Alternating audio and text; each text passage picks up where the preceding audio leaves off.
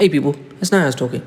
Now, this is a story I covered before, but I think it's very important considering the recent events and how lots of black Africans are being convinced to take these vaccines, whether they be Tiwanian, black Americans, Jamaicans, Haitians, or continental Africans. So, this is from The Guardian. Ex-mercenary claims South African group tried to spread AIDS. And this article is misleading. The South African group was a military unit of the South African apartheid government.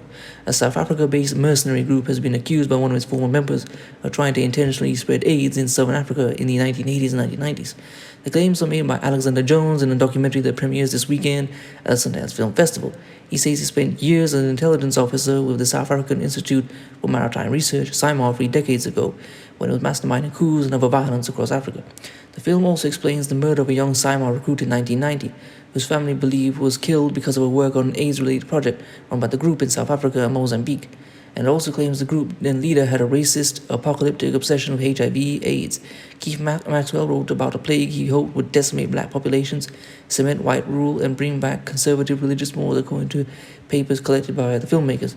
Maxwell had no medical qualifications but ran clinics in poor, mostly black areas around Johannesburg while claiming to be a doctor. That gave him the opportunity for sinister experimentation, Jones says in the film Cold Case Hammarskjöld.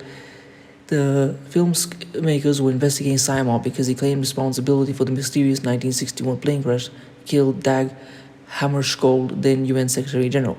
What easy way to get a guinea pig than when you live in an apartheid system, Jones says in the film. Black people have got no rights, they need medical treatment. There's a white philanthropist, in commas, coming and saying, I'll open these clinics and I'll treat you. And meantime, he is actually the wolf in sheep's clothing.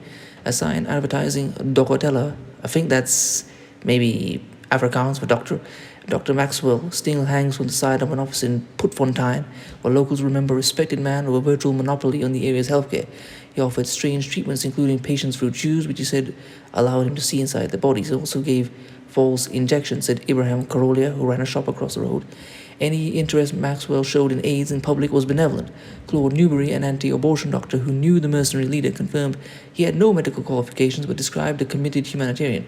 He was against genocide and was trying to discover a cure for HIV, Newberry told filmmakers.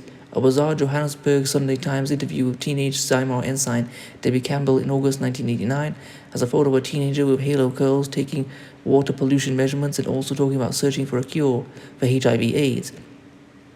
But the wholesome image has a sinister undertone. She describes being recruited out of school at 13, and it's hard to imagine any benign interest an international mercenary group could have in signing up prepubescent girls. Documents collected by the filmmakers appear to show that Maxwell's private views were very different from his public persona. The papers suggest a ghoulish delight in the advent of an epidemic. In one he writes, South Africa may well have one man, one vote, or a white majority by the year 2000. Religion in its conservative traditional form will return. Abortion on demand, abuse of drugs, and the other excesses of the 1960s, 70s, and 80s will have no place in the post-AIDS world. The papers read like the fever dream of a man who aspired to be South Africa's Joseph Mengele. These are detailed, if sometimes garbled, accounts of how he thought the HIV virus could be isolated, propagated, and used to target black Africans. What is less clear is whether he had the expertise or funds to implement his nightmarish visions. I believe it 100% that someone more powerful was backing him. Jones, the former SIMAR member, claims he did. We were involved in Mozambique, spreading the AIDS virus through medical conditions, he says. At least one other SIMAR member had apparently raised concerns about the group's medical programs. Dagmar Fail was a marine biologist who was recruited by her boyfriend. In 1990, she was murdered outside her home in Johannesburg. Her relatives believed the work was linked to her work on SIMAR's AIDS program. My sister came to me and she said she needed to confide in me, her brother Carl Fail told the filmmakers. She sat with me and said she thinks they are going to kill her. She said that 3 or 4 others in her team had already been murdered. But when asked what team, Dagmar said she couldn't tell me. The topics of AIDS research came up several times, quite loosely in conversations and never put 2 and 2 together, Fail says in the film. Instead, Dagmar asked Carl to go with her to church so she could make right with God. Weeks later, she was dead. Jones says he knew Dagmar Fail and claims her death came right after a trip to Mozambique, which he describes as a base for the group's medical experimentation. She was recruited to do the medical research, he says. She progressed and she became part of the inner circle for operations. She went to Mozambique to fulfill her obligations, and word got out she was going to testify. Fail's family spent years trying to find out what happened to her, but police showed little interest, her brother says. During that time, the family says another SIMAR member gave them the papers lead to Maxwell's memoir, and his account of Simon. They later shared those with filmmakers. Dagmar Fail's mother also went to South Africa's Truth and Reconciliation several times. Carl Fail said she asked him to investigate her daughter's killing as part of a wider conspiracy, but was turned away. Although the commission first revealed the existence of Simon to the world, the team was also overworked and had to deal with false confessions, and what the family saw as the best hope of uncovering the truth slipped away. They would not listen to what Carl Fail says. They would not debate this issue at all. I'm going to leave other articles and there are videos on YouTube that I'm going to try and find them and place them in the description.